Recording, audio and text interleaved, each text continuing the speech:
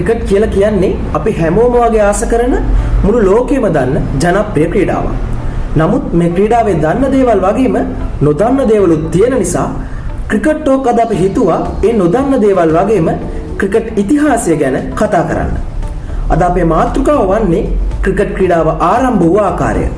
අපේ ප්‍රධාන මාතෘකාව වන ක්‍රිකට් ක්‍රීඩාව මුලින්ම ආරම්භ වන්නේ 14 වන සියවසේ එංගලන්තයේදී කියලා තමයි සඳහන් වෙන්නේ.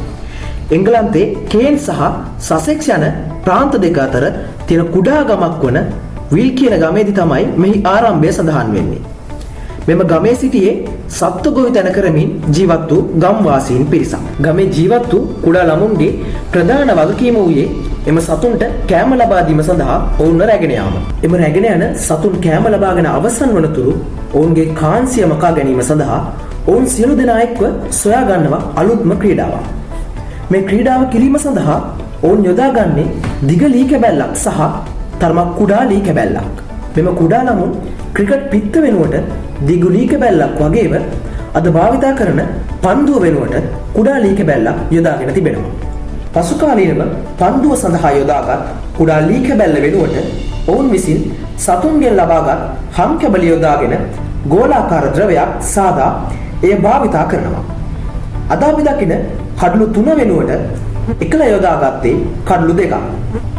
පහර දෙන්නා වෙත පන්දුව විසි කරන ලද්දේ අන්ඩරාම් ආකාරයට. ඉන්පසුව කුඩා ළමුන් එකතු වී කණ්ඩායම් සාදාගෙන කුඩා ගම් අතර තරග පැවැත්වූ බව සඳහන් වෙනවා. ඉන්පසුව මෙම ක්‍රීඩාවට අදාළව ඔවුන් විසින් නීති රීති සාදා තරග කරන විට සී ග්‍රේන් වැඩිහිටියන් අතර මෙම ක්‍රීඩාව ජනප්‍රිය වෙන්න පටන් ගන්නවා. ඉන්පසුව ගම්මාන වලින් බැහැරව ප්‍රාන්ත අතරද ජනප්‍රිය ක්‍රීඩාවක් බවට පත්වීමෙන් පසු ප්‍රාන්තවල සිටින පොහොසත් රදළ මිනිසුන් මේ ක්‍රීඩාව ඔවුන්ගේ ක්‍රීඩාවක් බවට පත් කරගෙන ඔවුන් විසින් නව නීති රීති සකස් කරගෙන ක්‍රීඩාව ආරම්භ කිරීමට පටන් ගන්නවා. ඔවුන් විසින් නීති රීති සකස් කරන ස්ථානයේ හැටියට MCC හෙවත් මාලිබෝන් ක්‍රිකට් සමාජය යොදා ගන්නා ලදී. අද වන විටත් ක්‍රිකට් ක්‍රීඩාවේ නීති රීති සකස් කරන ලද්දේ මෙම ආයතනය මගිනි. ඔබ අප ආදරය කරන මෙම ක්‍රිකට් ක්‍රීඩාව 16 වන සියවසේ නිල තරගය වන තෙක්ම හා එංගලන්තයේ ජාතික ක්‍රීඩාව වන තෙක්ම ජනප්‍රිය වූයේ මේ ළමුන් විසින් සොයාගත් ක්‍රීඩාවයි.